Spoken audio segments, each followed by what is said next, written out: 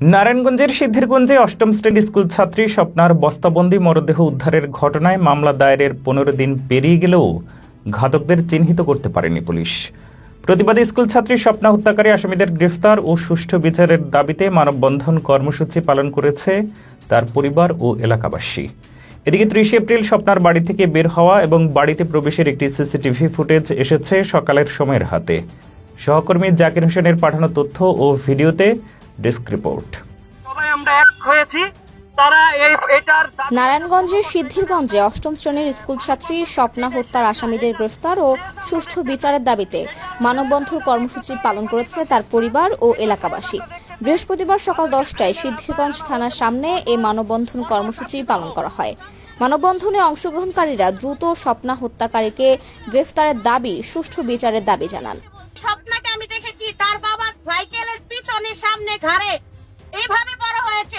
সিদ্ধিরগঞ্জের কদমতলী এলাকায় নিখোঁজের 3 দিন পর তাদেরই বাড়ির ঘেঁষা একটি পরিত্যক্ত জমি থেকে উদ্ধার করা হয় স্কুল ছাত্রী স্বপ্নার বস্তাবন্দি অর্ধগলিত মরদেহ। লাশ উদ্ধারের 2 দিন পর 4 মে নিহতের মা শাহিনুর আক্তার বাদী হয়ে অজ্ঞাত আসামি দিয়ে মামলা দায়ের করেন। মামলা দায়েরের 15 দিন পেরিয়ে গেলেও স্বপ্নার ঘাতককে চিহ্নিত করতে পারেনি পুলিশ। নিহতের বাড়িতে গিয়ে দেখা যায় তাদের ঘর থেকে লাশ উদ্ধারের স্থান প্রায় 10 মিটার দূরে। যে স্থানে স্বপ্নার লাশ পাওয়া গেছে তার পাশেই তার দাদির পরিত্যক্ত একটি ঘর আছে। দাদির মৃত্যুর পর সেই ঘরটি অব্যবহৃত ও পরিত্যক্ত, তবে ঘরটিতে একটি খাট, তার উপর তোশক ও কিছু সোফার ফোম রয়েছে। সেই ঘরটির জানালায় একটি গ্রিল লাগানো ছিল, সেটি একটি সিটকিনি দিয়ে আটকানো। চাইলে এটা খুলে যে কেউ বাইরে যেতে পারে। এই ঘটনায় দ্রুত আসামিদের চিহ্নিত করে দ্রুত আইনের আওতায় আনার দাবি এলাকাবাসীর। কাঁচি দিয়ে বস্তাটারে টান দিছি, পরে খাতা বেরিয়ে গেছে। পরে শুনতে পারি যে এটা খোকারি মেয়ে।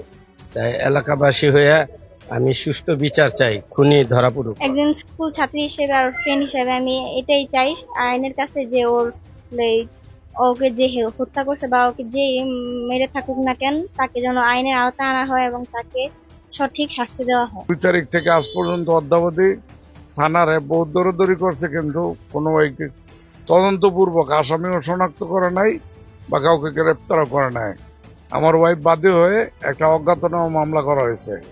আমি এই কেসে সুষ্ঠু তদন্তপূর্বক খুনিকে শনাক্ত করে আইনের আওতায় আনা হোক এবং খুনির বিচার হোক, একান্তভাবে চাই। 30 তারিখ আমার মেয়ে স্কুলে যায়, তারপরে লাশ পাওয়া যায় বিশুদ্ধরে আমাদের বাড়ির পাশে শাশুড়ি রুমের আর বড় রুমের মাঝে কেসি গেট আছে, কেসি গেটের সামনে পাওয়া যায়।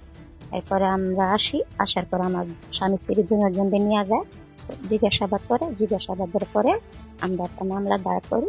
শনিবার দিন আসি, শনিবার দিন আসার পরে লাশ দাফন করি। দাফন করার পরে দায়ী পর্যন্ত আমরা কোনো খোঁজ খবর পাই নাই। হত্যাকারীকে যেই হোক তার ফাঁসি চাই। আমি একটা মার একটা আবেদন যে সুষ্ঠুভাবে ন্যায্য বিচার চাই, তার ফাঁসি চাই। এদিকে ঘটনাটি পুঙ্খানুপুঙ্খভাবে তদন্ত করা হচ্ছে বলে জানিয়ে সিদ্ধিরগঞ্জ থানা পুলিশ বলছে খুব দ্রুতই গ্রেফতার করা হবে আসামিদের। এই মামলা নিয়ে আমরা আমাদের তদন্ত কার্যক্রম অব্যাহত এবং আমরা এটা নিয়ে কাজ করতেছি। সাথে সাথে আমাদের ডিবি পুলিশও এটা নিয়ে কাজ করতেছে, যাতে খুব সহজেই বা যত তাড়াতাড়ি সম্ভব এই মামলা আমরা উদ্ঘাটন করতে পারি। এদিকে 30 এপ্রিল সকাল 6:38:19 স্কুল ইউনিফর্ম পরে কাঁধে একটি ব্যাগ নিয়ে বাড়ি থেকে হেঁটে বের হয় স্বপ্না।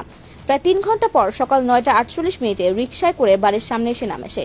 পরে রিকশা ভাড়া দিয়ে বাড়ির ভেতরে চলে যায়। এরপর এই পথ দিয়ে স্বপ্নাকে আর বের হতে বা প্রবেশ করতে দেখা যায়নি। ডেস্ক রিপোর্ট, সকালের সময়।